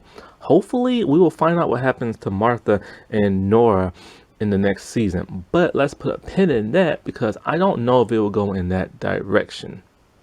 When she sees Young passing by the door, she bangs on like the door window and talking about, she just needs to get out for a couple of seconds, get some fresh air, probably get like a little snack, something like that. So he agrees. And so they're talking in this little foyer place outside, and they're bonding because he is starting to have like doubts about what he's doing, but he's still going on with this ruse. And he shows her a picture of his kids, and talking and saying, no matter what, you're not alone in this place. And then here, you can see my kids. He has his cell phone. So she looks at the picture of his kids, and then as he's talking, he turns his head. She is trying to use his phone to do something, like send a message or something. And then he's like, "What are you doing?" And he's like, "Give me my phone back." And then he's all like, "What do you think you was gonna do with that?" So he's still in on this ruse. He's not a good guy. And she's all like, I was just trying to use the map to see where we're at. So he feels guilty, and he's like, "Hey, look, there are two islands. One was the island you and the girls were at, and now this is the second island that we're all at now." And he tells her the coordinates of where it's at, and somehow she knows. And he's all like, "It's a certain miles off this one place." And she's like, "Oh, it's Peru." So there's somewhere on the island off of Peru, on this tiny little island. And so, then he takes her back to her dorm room, and he closes the door. And then she waits for him to leave, and she opens the door. And as she slowly opens the door, we can see that the note that Shelby gave her, she used to put in between the door to keep the door propped open. So then she's running out. And of course, this is all videotaped. So the alarms go off. Everybody's freaking out at the facility. Gretchen's all like, "We have to find her," and blah, blah, stuff like that. So we start to see everybody running through the corridors, these guards and everything else. And Leah is desperately trying to get away from everybody. And then she goes into her room. This is a huge shocker when she goes into this room. And this is also something that pisses me off. But it's such a shocker. It's like, oh my God. And then it's like, ugh, I can't believe they did that. So when she's in the room, she's in this room that has computer monitors. And what does she see on the monitors? Well, first she sees the whole Dawn of Eve program.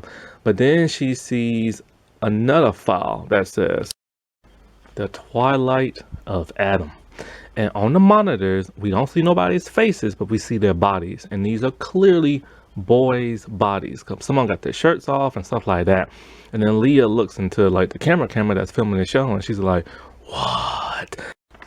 So it turns out Gretchen is now kidnapped a bunch of young boys, and now they're going to go through the program of being on an island all by themselves. And we kind of can figure out what's going to happen in the next season. Because we all know Gretchen's all about girl power and men suck. So there's a good chance that she wants to see how the boys are going to cope being on an island by themselves, while they get along, where they end up killing each other. Now in the second season, there's a good possibility that the show might just focus solely on the boys, or it might focus on half the boys and the rest of the girls' stories, because we haven't seen all the other days that happened with the girls, and we don't know how they got rescued. I hope that the show still focuses more on the girls. I don't want to see it focusing on the boys, because the girls' story has not yet been fully told, and we still don't know what happened to Martha and Nora. So this kind of sucks that they'll bring in these guys, but maybe it'll be half and half. I don't know. I think it'd be better if they would just show if they're gonna do the boys, they need to show the boys the same way they did the girls. Have them be the focus of the episode, because if they bring the girls in, that's gonna take away from them. Now, let's unpin something that truly pissed me off. So here we go. Now it's time to unpin something. Remember in the beginning of this video, I said I love this show, but there's an element of this show that I just cannot stand and I hate? Okay, first, before I say anything, let me just say, I am not part of the fandom menace, okay? I'm not a part of that little toxic group that spreads online all this hate towards people of color, LGBT, strong women, anything that takes power away from a man. I'm not part of that group. But I have watched some of their videos in the past when they were bearable before they became like super toxic. But it's kind of hard to like want to listen to what they say because they do bring up good points.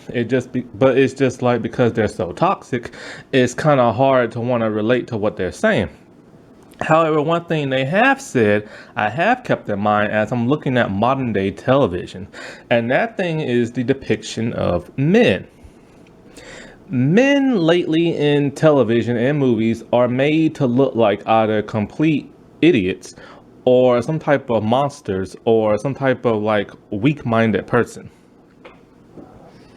This show does that big time. At first, I didn't really catch on to that level of like male bashing in this television show until that one character, Tom, he said like, he'd rather die than portray Gretchen. And I stopped when I was watching the episode, I wasn't really paying too much attention to it. I was listening to it, but I was on my tablet doing something. And then my head just like struck up and I'm just like, wait, did he just say what I think he said? Then I'm just thinking to myself, well, hold on a second. Have I not been paying attention to like something in this show as I've been watching it this whole time? So then I started to think about some of the men that were shown in this show in the beginning, like in the first episode. And then as I continue to watch towards the end of this series, I'm like, oh no. Like, this series wants to show that men are either incompetent or monsters. And I'm just like, why?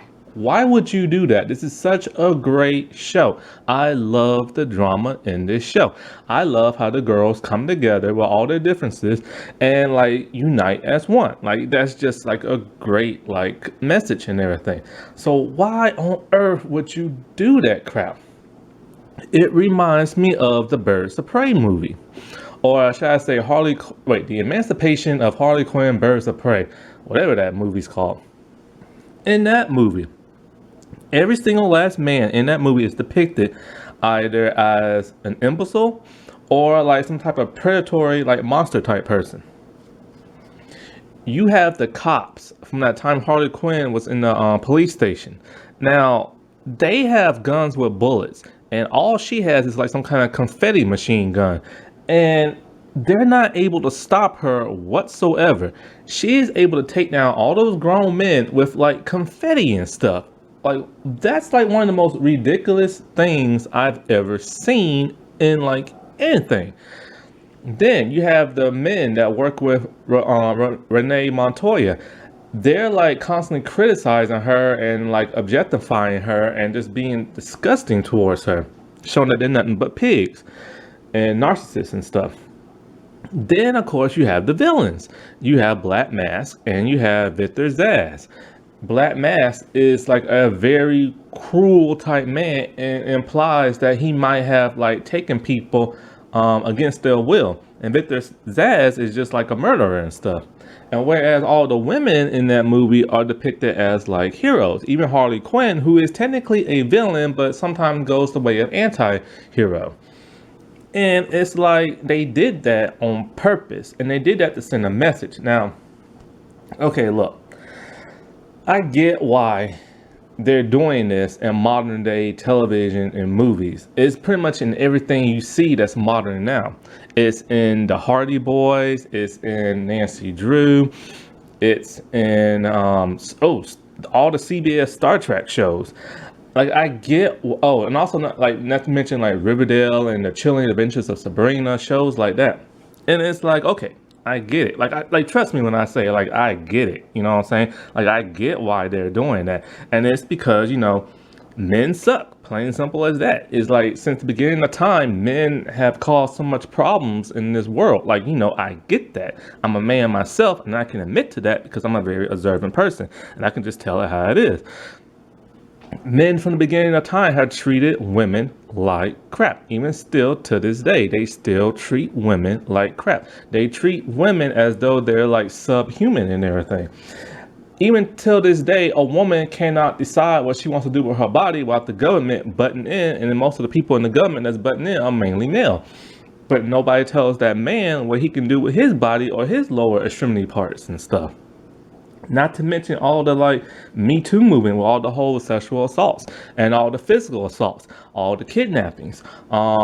A lot of male teachers in the past used to date their students and stuff, or date somebody underage, and then you have all these older men dating women underage.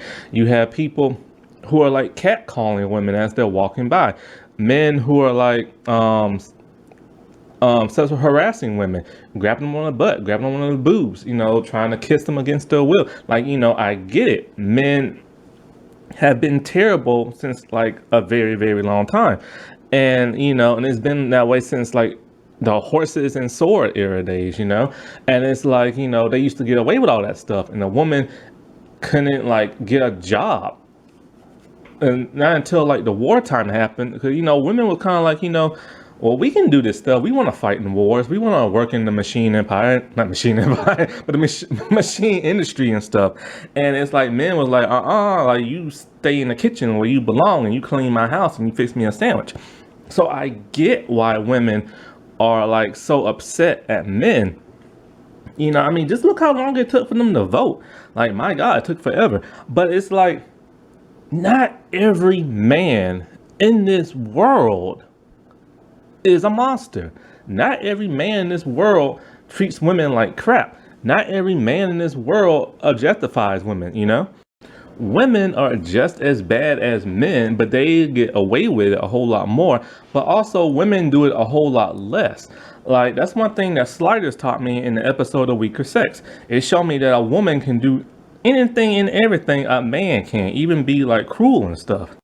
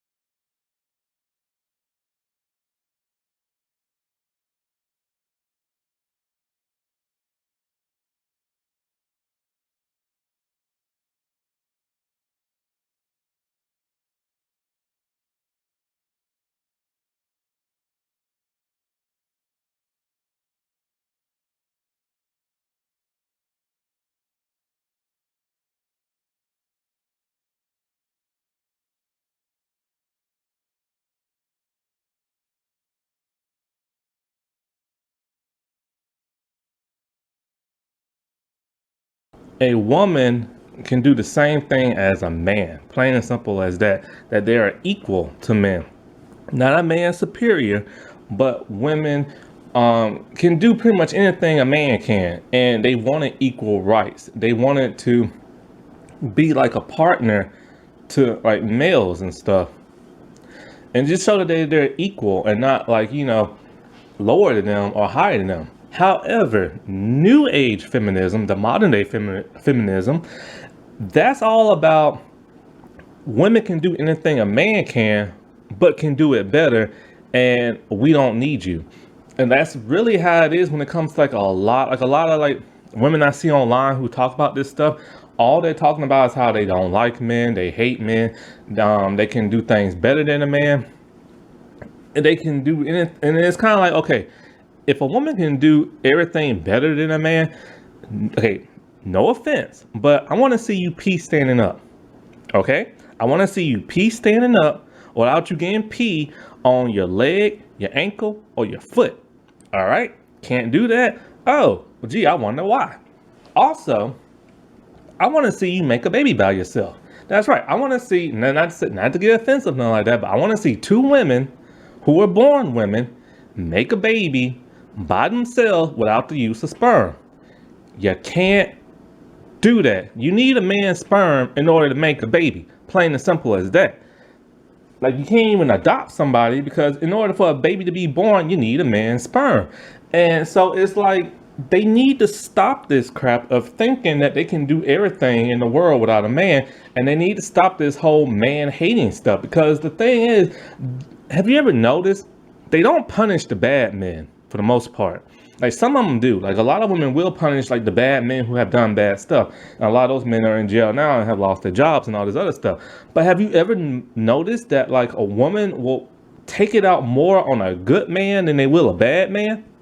And it's because they're angry. And I get why they're angry and stuff, but it's kind of like, not every man is your enemy. Like, it sucks how men have treated y'all in the past and still treating y'all today. But what's that old saying? Like, two wrongs don't make a right. You know what I'm saying? Like, doing the whole reversal and being crappy to men, it's not showing you are a superior to men, and it's not showing that you are an equal to men. It's just showing that you are a brute, plain and simple as that. And then when you act that way, you are no different than an actual man who has treated somebody badly. Now back to the thing that pisses me off about this show and the depiction of men. Every man in this show is treated either as some type of predatory monster, a cruel man, or some kind of weak-minded man who can't take care of himself. Now, there are bad women in this show, but they at least have redeemable qualities in them. But for the most part, there aren't that many bad females in this show. Like, there's really only one major bad female, but even she has a slight redeemable quality because she cares about Jeanette. In the first episode, we saw the novelist dude. He dated an underage girl. And it's like, he thought she would be 18 in a couple of months, but it turns out she would be 17 in a couple of months. However, it doesn't matter. The fact is, she was still 17 years old when he slept with her, and he knew she was 17 years old, and he knew she was in high school.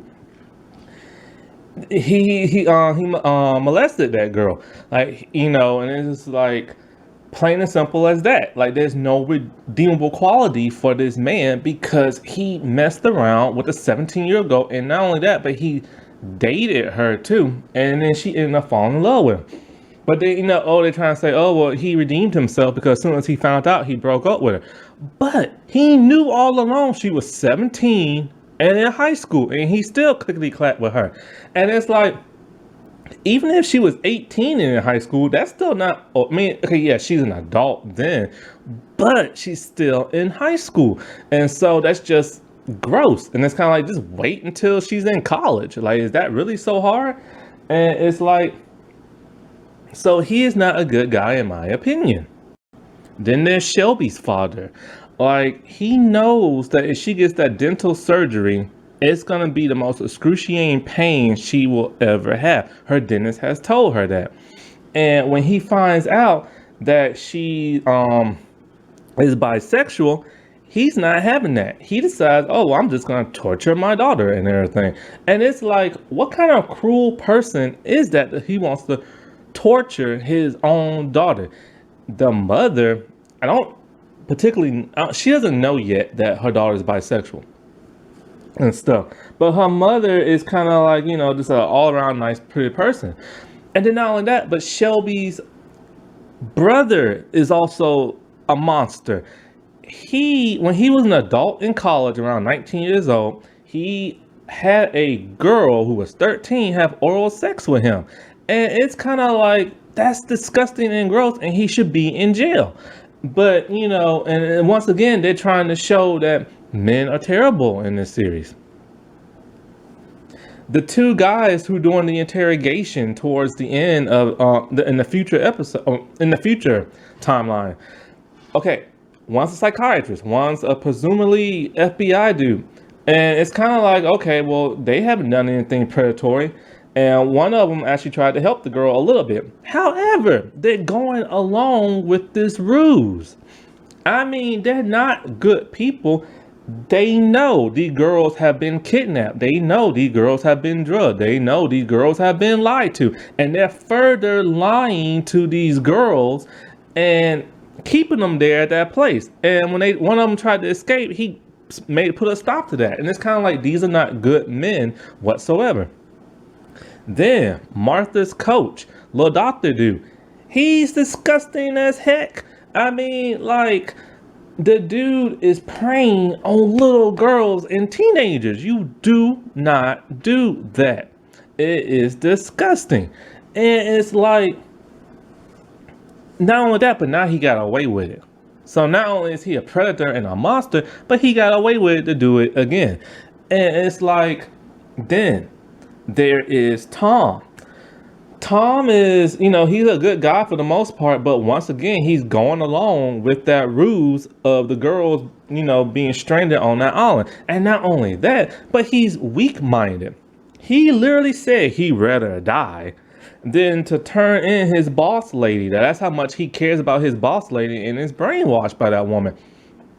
Now, the other lady who works there, Susan, she's a bad lady too, because she's going along with this ruse, but at least she had the lady balls to ask Gretchen, hey, did you kill the pilot and everything? Like, and she kind of figures that Gretchen might not be like a all around good woman and stuff, but still she's going along with that ruse. But still, she's at least giving like, some dignity by trying to like question if that woman killed the pilot or not. And then there's how do you say her name? It's Fatin. And she's Pakistani. Is it Fatin? Her dad is no better either. Her dad cheats on her mom. He sends nude pictures out to people. Not sure if any underage people are getting it, but some underage people have saw it, so that's not good. And then it's kind of like when he finds out his daughter's doing the exact same thing, and they have arguments, he decides, oh, you know what? I don't want to deal with you no more. So I'm going to send you to an all-girls boarding school because I don't want to have to look at you and deal with you no more. And it's kind of like her and her mom don't necessarily get along. Her mom is overbearing and with the whole cello stuff. But her mom doesn't like send her away. Now her mom kind of sided with the dad to send her away. But that's only because her mom is like weak-minded in the head. But it's kind of like the dad is worse because he actually sent his daughter away. Quinn is a really nice guy. Like, he's one of the nicest guys in this entire series. However, he falls prey to that whole, nice guys finish last and can't get the girl. And not only does he get broken up with, but he dies. So we only get to see more of his good traits because they just up and got rid of his character. And Tony's dad, he walked off. So, like, he's a bad person. Sure, her mom's in rehab, but her mom didn't, like, leave her, like the dad did. Or did her dad die? I'm pretty sure he walked off. But he's never shown, so, And then we go to the men that's in Dot's life, like her dad. Her dad's a very, very, very kind-hearted soul. Like, he's such a sweet guy. However, he falls prey and victim to the whole because he's dying of an illness, he can't take care of himself. He has to be taken care of by other people. So in that regards, he's kind of like the weak male because he can't take care of himself. And then, of course, he dies, so we don't get to see no more of his kindness and his goodness. And as for Mateo, Mateo is a sweet guy as well. You know, he spends all his time taking care of Dot's dad because he's ill, but of course he's not necessarily doing it because he feels so bad about her dad. He's doing it so he can get closer to Dot. And then not only that, but she rejects him even though she likes him.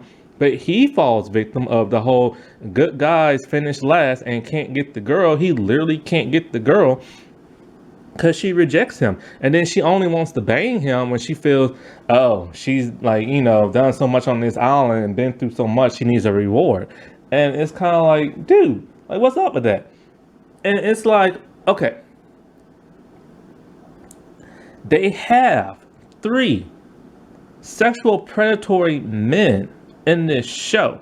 They have a dad who wants to torture his daughter, you know, and then it's like they have these other guys who are like okay for the most part, but they're kind of like either weak-minded or they're going along with this ruse.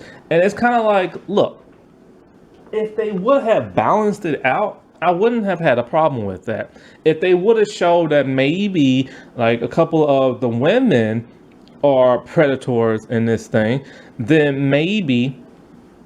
Oh, and let's not forget the guy in Tony's life, the 2 little buttheads that started picking on her because she's like a lesbian and stuff, and then which caused that fight. You know, you don't see like it's like it's terrible, and it's kind of like if they just would have balanced that out more, if they would have had a couple of the female adults be like monsters or predators or something like that, then it would have been a nice balance, and I would have been okay with that. And really, the only real villain type woman is Gretchen, but it's like she's shown, like I said before, to have some kind of redeemable quality. Because not only does she wants to show that women are strong and can, like, you know, and compete in a man's world, but she's shown empathy towards like Jeanette and stuff. And it's kind of like she's not good enough just to be the only real bad woman in this series. And like I said before, the girls, they all have crappy personalities, but of course with their flashbacks, we see why they have crappy personalities. We see the bad stuff they've done in the past and how they try to like redeem themselves on the island and stuff. And it's kind of like, and then not only that, but that's why I fear the second season. Not only, okay, for first of all, like, I want to continue with the female stories because we haven't seen everything that happened on the island. We don't know who rescued them. We don't know what happened to those 2 girls. And it's kind of like, I want to continue with their story. I don't want to continue with a bunch of like group of guys or have them share screen time, you know? And not only that, but it's like Gretchen has already said she wants to show that women can do things without the help of a man. And so, of course, the men in the second season are going to be treated like crap because I bet you anything it's going to be like Lord of the Flies. They're going to be fighting more. They're going to be trying to kill each other and all kind of stuff because this show wants to show men in like a bad light. And that's why I don't want to see the men show up, or the boys, I should say, show up in the second season. Because you know they're going to be acting savage and barbarians and stuff. Because, you know, guys are just very territorial and guys are very like blunt and guys are very like stubborn and stuff. And so it's like, and then it's gonna like further show what Gretchen was talking about, making her look like once again a better person, even though she's very flawed herself. And it's kind of like they need to stop showing guys being weak, because of course little boys are gonna see them and be like, oh, maybe I should like cower and back down and stuff. I mean, they should teach little boys that little boys shouldn't be doing a lot of the bad stuff that other boys and grown men do. But it's kind of like, you know, they need to find a way to just like balance it out in modern day TV. You know what I'm saying? It's like all men are not monsters and not all women are super women. You know what I'm saying? And it's just like just a nice balance. That's all I'm asking for. Just a nice, just like it shows in the 90s. You know, it's like Xena, she was a strong woman, and Hercules was a strong man. Aeolus was a good man. Gabrielle was a good person. Ares was a strong god, even though he was a villain, and he was a bit of an imbecile, but that's only because, you know, he was the villain and stuff. But they also showed that women were also just as evil as the men were with Callisto. and Nadira and stuff. And it's kind of like there's no balance no more in television and in movies. It's all about showing one is better than the other, and that really has to stop. Well, that's my rundown of Amazon's The Wilds. I hope you do check it out because despite how they do treat men, like I said before, it is a very, very, very touching and good show. It's well written for the most part. The dialogue isn't that bad, except for that first episode. There's a lot of good emotion in this series. And well, alrighty. Well, I'll talk to y'all later. Bye. Alrighty, well, I'll talk to y'all later. Bye.